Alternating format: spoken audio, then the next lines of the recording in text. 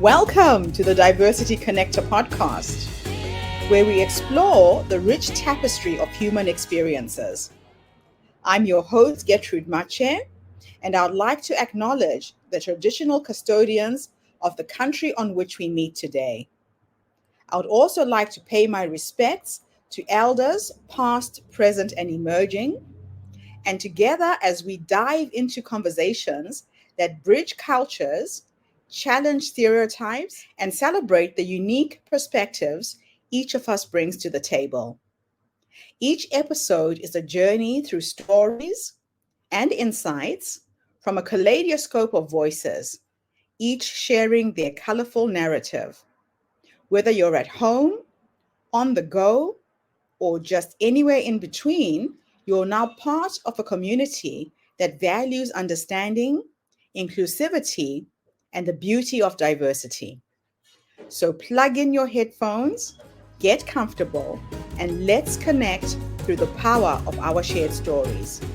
Welcome, and thank you for joining us on the Diversity Connector podcast. Hello, everybody, and welcome back to the Diversity Connector. This is Gertrude Mache here in beautiful Melbourne, Australia. And today I am graced with the presence of yet another fascinating woman. Welcome, welcome, welcome to our tribe. Please tell everybody your full name, where you're based, and share your story with us today.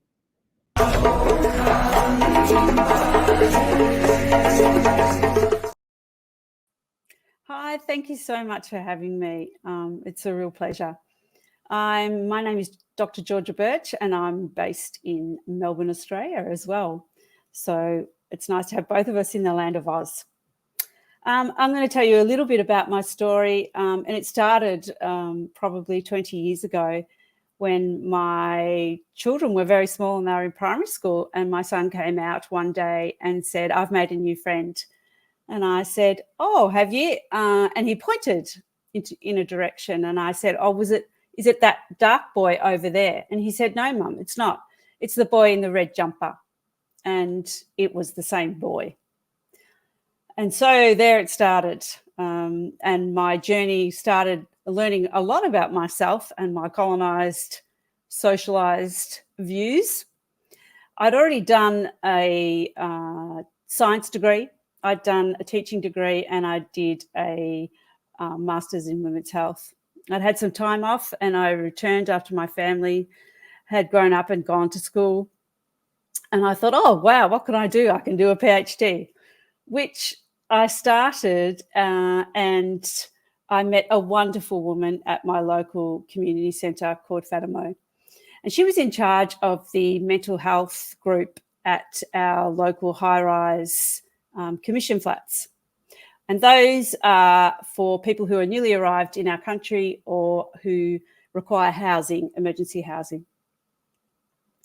And she introduced me to a group of African elders who happened to be from Somalia. And I thought, wow, this is an opportunity I can't miss. And so I did 5 years living and working there, which was not far from my house, which was perfect. And Fatima became my translator, my confidant. She was just so wonderful to me. And she's still one of my very best friends today, nearly 20 years on. And I looked at their health and wellbeing once they'd arrived in Australia, and as often been documented, those who arrive here are quite healthy, and then once they arrive, their health deteriorates. But in learning or in having those outcomes from that PhD, what I learned most, I think, was about myself and my whiteness and my privilege, and how that has tainted my privileged life for a very long time. And once I'd done that PhD, I'd had maybe a couple of months off, and I had kids finally in high school, and the local principal had called me and said, "Look, I've heard that you've done work with African communities. Would you be able to come and help us here at a high school?" The high school was in the western suburbs of Melbourne, which is predominantly the working class areas of Melbourne. versus the eastern parts, which is the more, I should say, privileged white areas. There are some schools that are further out on that fringe that would probably be in the same position, but predominantly the schools in the western suburbs are probably working class schools. So I went to the school and they were having a great deal of trouble with African Australian boys from years 7 to 12 in high school. They had extremely challenging behaviours, fighting in the yards, disruptive classrooms. And so when I sort of went there and found that these things were happening, they weren't graduating, they were dropping out, they were entering the justice system, I created a program, a mentoring program or a community liaison program where the school would actually employ young African Australian men. So we were looking at sort of mentors with between sort of 25 and 35 because there had to be someone who they could identify with and, you know, sort of not look like their father if that's what they would say to me.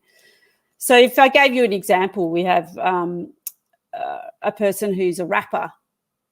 He does that by night, and by day he's a community liaison officer. So what happened was within 12 months, we had every final year student graduate. We had no fights in the yard. We had a school captain who was African Australian, and we had really low levels of truancy, and the behaviours had improved. And when I wrote this report, I presented it to the Education Department of Victoria. So that's the main government office that runs all the schools in Victoria. And they were so impressed with the results that they gave funding to any school that had similar behaviours that were existing in their schools. At that time, we had a huge influx of immigrant families that were coming from war-torn Africa, and they were settling here. And so these community liaison officers would liaise with the homes and schools and just be an ear and a supporter and an advocate for all those students. And within probably the next 18 months, it was interwoven into 25 schools. So we had an amazing amount of young African Australian mentors, and they virtually just took off and ran with the program and made it their own. So I really had to just take a step back and go, well, you know, this is great. I made the program, but now it's time to step away. And I think with all my programs that I do or anything I'm involved in, I really try and be dispensable. It really shouldn't be about me. It should be just creating those opportunities for other communities to be present, and then they know themselves the best and they know the communities the best and they know what to do, which has since happened, which has been wonderful. And so once that finished, for me, not for them, I worked with a major hospital in Melbourne called Alfred Health, and they were looking at making a pilot hospital in regional Victoria, which is probably about 2 hours north of Melbourne, called a place called Shepparton. And we did consultation with diverse communities and our Indigenous population, which is the Aboriginal and Torres Strait Islander communities. And we worked on that for about a year. And it was so desperate. The first time we had a consultation, we had 60 women arrive. And so I worked closely with that and was driving up and down from there, working with Indigenous elders. And it took roughly about 12 months. But the outcome has been that there are 4 new beds in that regional town so that people don't have to drive to Melbourne to receive care, which has been wonderful. But I suppose in all of that sort of messy life, I came to realise that, there is a lot of things that I need to work on. Being a white person, I think what seems to be recognised in a lot of things that I do, is that why is a white woman being involved in, different diverse cultures, and how does that work? And I think that's a really, really good question for people to ask. I started working offering my services to a lot of organisations about diversity and speaking about how whiteness is involved in the racism that occurs in lots of different areas, and especially for young people in Australia here and who are African Australians. In Shepparton, there was a major school that had combined 3 lots of schools into one and called it a super school. And I've never seen more racist attitudes than I've seen there. I found those racist attitudes incredibly insulting, and a lot of white people didn't even recognise that they were being so racist. And I started to have to look at myself and say, this is something that we need to talk about. Whiteness is part of being racist. And as a colonised woman, I started to have to think that, I was part of this too. So I started to look at organisations who were looking at doing diversity across their staff. But when they started to hear about me talking about white people and what they do and how they are part of being a racist and racism in their organisation or their school or their life, they would quickly shut me down. So I was working with one woman who, she was a South Sudanese woman, I was an Australian woman, I was white, she was black. And when we were presenting, a lot of the people said, no, we would really like to hear from Mary and not from Georgia. So I quickly get shut down, and I'm often called a traitor when I talk about whiteness and how it virtually rules what things and how things are done. And often with people of colour, white supremacy is the norm. And, I looked at my own life and thought, well, how many people of colour did I know growing up? Nobody. I was colonised as a white person. So it was just something that I like to talk about. And I once presented this at an African conference at Melbourne University.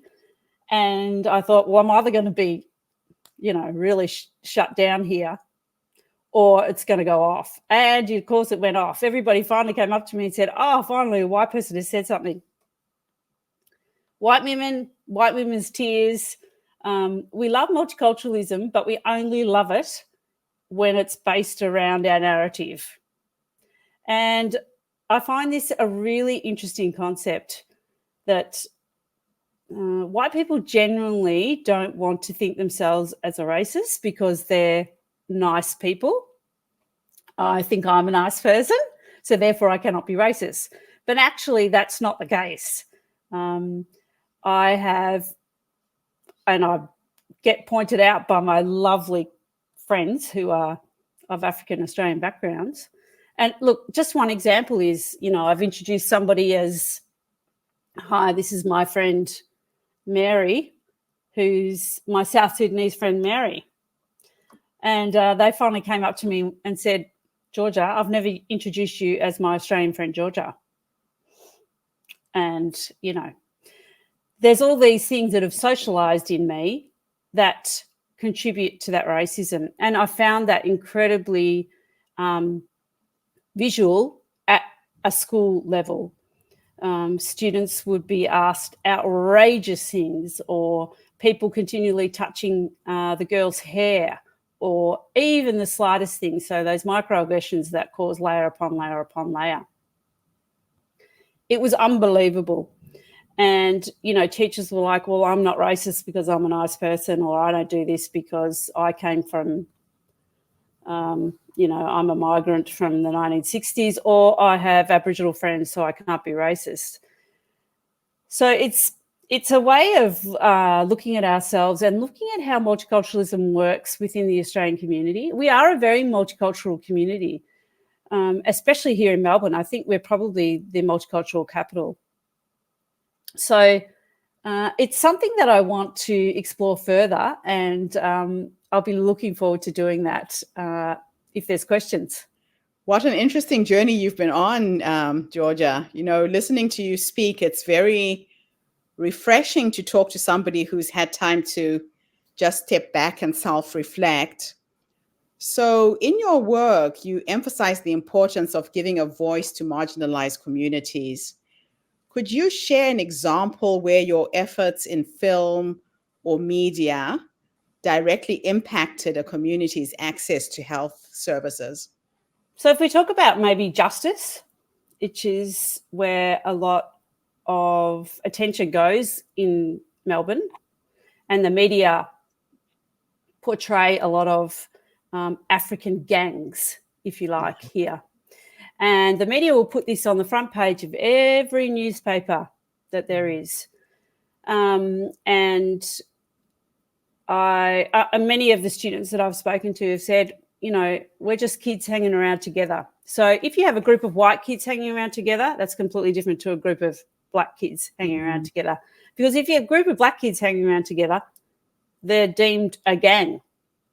Even in a school situation, there was one school that did not allow more than 4 African Australian boys to be together in the schoolyard at lunchtime. Yes. Because the teachers felt threatened on yard duty. It's interesting. I actually went to one of those schools up in Shepparton when I first arrived in Melbourne and talked to the kids there. And it was just shocking to hear that in 2022 that this is actually happening in Melbourne.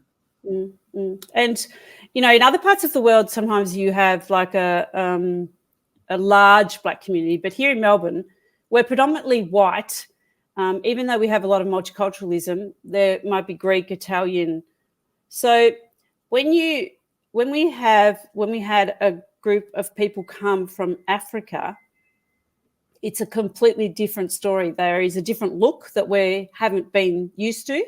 And maybe in other parts of the world that have, different people from different cultures, but we've only recently had this. If we've had Syrian refugees from Syria, which we've recently have, that's completely different. Because when we're talking about young black men or young black women, they stand out because we don't have a lot of those people. So that in itself is difficult for young people because they already look different to everybody else. They can't just blend in. No, they can't blend in. And even though we have a lot of migrants, we don't have a lot of migrants of actual colour. Yeah. So they stand out. That's the first thing. And there's shops where they say, no African people welcome. So it's really sad. And it's reinforced in our media a lot. The media has done a lot of damage.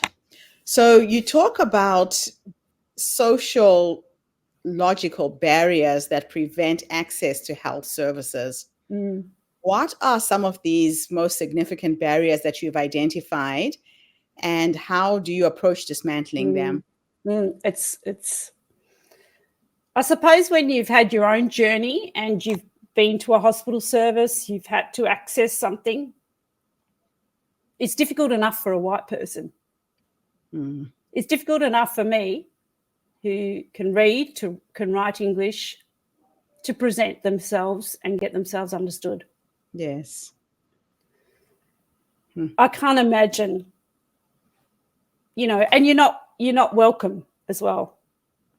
So even to when the person behind the desk is white and I can speak excellent English, I think that's a much more, I feel welcome. because everybody looks like me, because I can speak the language. And, when it comes to whiteness, we're very individual people. We like individualism. I go to the hospital by myself. I don't need to have anybody else come with me. But if you're talking about a community that is communal, those people often come with 3, 4, 5 people, children that can't be looked after. And so the barriers are layers and layers and layers. And perhaps your English isn't as good. You have to wait until somebody gets home before they can take you because they're the only person who can speak English. The children have to be cared for. Large families. And so all of this prevents access to health services. All of this, when people don't arrive for parent-teacher interviews and the teachers go, well, why aren't they turning up? Well, there's a lot of reasons why they're not turning up. First of all, they don't feel welcome. And second of all, they've probably got 6, 7 children. They have to go to a lot of other things before they get to somebody's parent-teacher interview. So the accessibility, flexibility, language barriers, using their children as translators. I mean, all of this makes access very difficult. Very, very difficult. So can you explain the role that well-respected community members play in your research and how you go about establishing and maintaining those critical relationships? And I still have those relationships today. I think it's time. You have to spend time in that community. You have to understand what it's like. You can't just, I know the answer because I'm white and I live here. I think it's time. I think it's listening. I think it's understanding how things work, why things work. So if I give an example, one particular time, I used to arrange a meeting, and every time everybody would be late, every time. And I used to think, this is so frustrating. This is, hello, white colonialised woman. This is so frustrating. Everybody comes late. It just drives me bananas. Anyway, towards probably at the end of, 5 years, I had to go and visit somebody. And on the way, I ran into all these people along the street. And of course, I know it's very rude if you don't stop and ask about their family and what they're doing. Anyway, I arrived very late at my meeting. And I thought, now I know why everybody is late, because it is rude if you meet somebody along the way, especially an elder, and you do not stop and talk to them and ask about their family. So, it's the small things that you have to understand. Yeah. And it's the small things that make the difference. Yeah, it is. It's living with these people. And when I mean living, I mean, being in their apartments. Yes. So your podcast often features the voices of marginalized communities. How do you ensure that these individuals feel safe and empowered to share their stories on your platform? That's a very good question. I just try and say, we want the story from your standpoint, not from my standpoint. I'm a white person. I have no idea what it's like to live in your shoes. And, I let them run with the story. I let them, and it can be as diverse as anything. Like I can be talking to somebody and they can go completely off tangent on whatever the topic is. But I think that's obviously an important part of your life. It's an important part that we need to hear. And even though I might think it's, not relevant to my guidelines, if you like, it may be that I'm wrong and that they're right. And that's how I have to approach things. So you're very, very open to all possibilities. So educating about racism, especially to those in denial, is a challenging endeavor. What strategies have you found to be most effective in these educational efforts? Humour. Mm-hmm. White people do not like to be told that they're racist. I don't want to be told that I'm racist, even though I am, obviously. I can't not be, if you understand what I mean. Yeah. Because racism equates itself with something that's bad. When I think you have to equate racism with a sort of an introspection, a reflection of yourself. And you have to look at yourself as about how that actually contributes to it, which is what we do. I've been at tables where every person in the meeting, and we're talking about racism, and we're all white. Mm-hmm. How can that be? I can't be involved in a meeting that contains white people only. It's to me, it doesn't work. We don't know what it's like. We're not aware of what's going on. And all those people are interested in is keeping the status quo. We don't really want to rock the boat. We don't really want people to have a voice that will overtake our voices. We're happy for them to have a voice, and we want to hear from them because we're nice people, but we really don't want anything to change. Yeah, and that was reflected very clearly with the referendum. Very much so. And then people say to me, oh, that was not racist, but that actually was. It was. That's saying we respect you, we love you as sports people, we will have you open a ceremony, but we will not give you the voice that you actually wanted. We'll give you the voice that we are going to give you as a group of white people. We're going to give you the voice we choose, not the voice that you've asked us to give you. Yeah. Yeah, no, I was absolutely devastated with that. So how do you measure the impact of your anti-racism work? And what indicators do you look for to gauge progress, both personally and with your audience? I think this is probably the hardest part for me to answer because I think I have very little impact on white people. I've been called a traitor. I get personal criticisms. I get abuse. And there is not many people who would like to hear about whiteness and how that contributes. I have done it with other African Australian young people that came with me. So I tried to balance it out. So it's not just like you. Yeah. And most of the people do not want to hear from me. They only want to hear, the success story of the African person who we saved by coming here to Australia. That's the only real narrative people want to hear. They don't actually want to hear, well, we're part of this too as racist white people. So I can't measure it because a lot of the time I'm talking to the converted, which is people who are of colour, who say, oh, my God, I can't believe you're actually saying these things. And it's refreshing and, oh, thank God somebody's finally said that.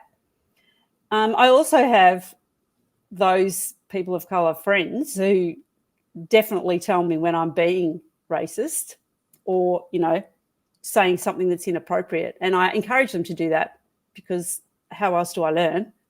Yeah, you have to be constantly learning. Yeah, you have to be constantly learning, and it's a lifelong journey. Everybody says, oh, you're going on as if you've overcome racism. No. I would never say that. I don't think I could ever say that. I think it's a lifelong. I don't think it's ever going to be something that I can completely overcome, but I'm trying to unsocialize myself. But people don't want to hear that. White people don't want to hear that. And I find that's hard, but I keep going. Yes. I will not stop. You will get through to one or two that will be a ripple effect on 3 or 4. Yes. So giving up is not an option. No, really. It's not an option. And look, I value the connections I have with communities far more than white people liking me. That's good to hear. Now tell me, if I could teleport you into the future, you're now 90 years old, you're sitting in your rocking chair, surrounded by your children, your grandchildren, and you are reflecting back on your life. If I could teleport you to go and meet the 90-year-old you right now, based on how you're living your life, what would you say to this wise woman who's leading you to that point?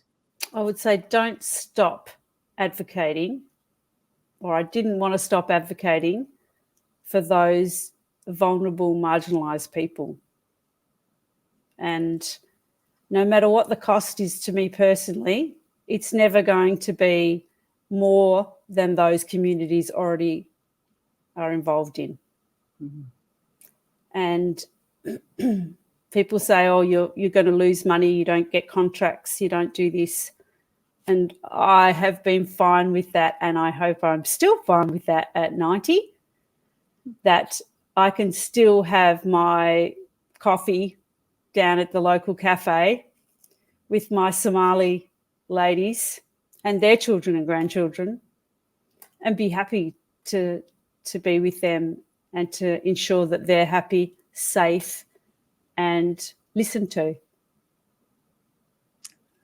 Georgia, thank you so much for your work.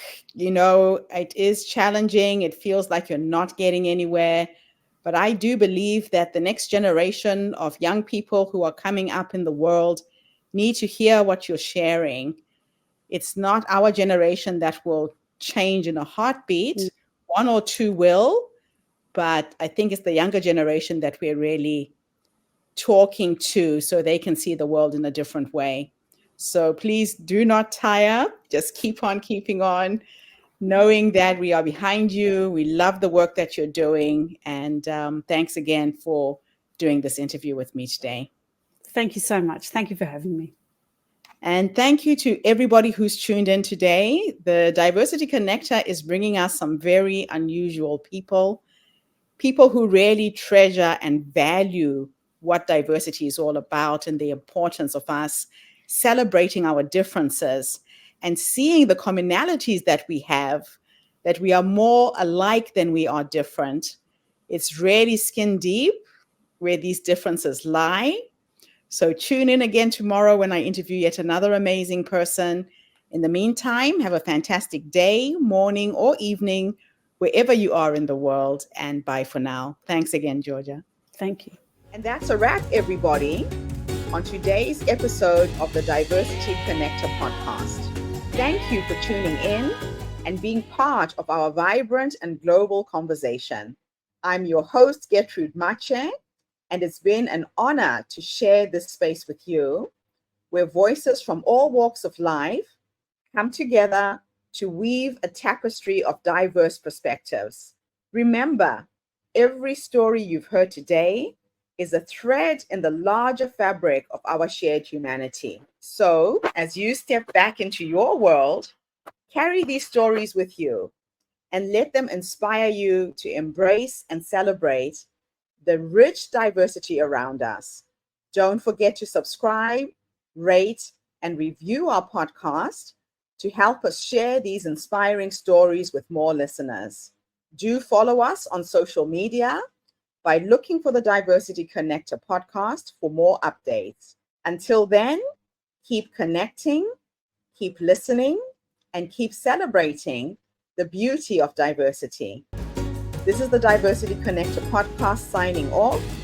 Stay curious, stay open, and definitely stay connected.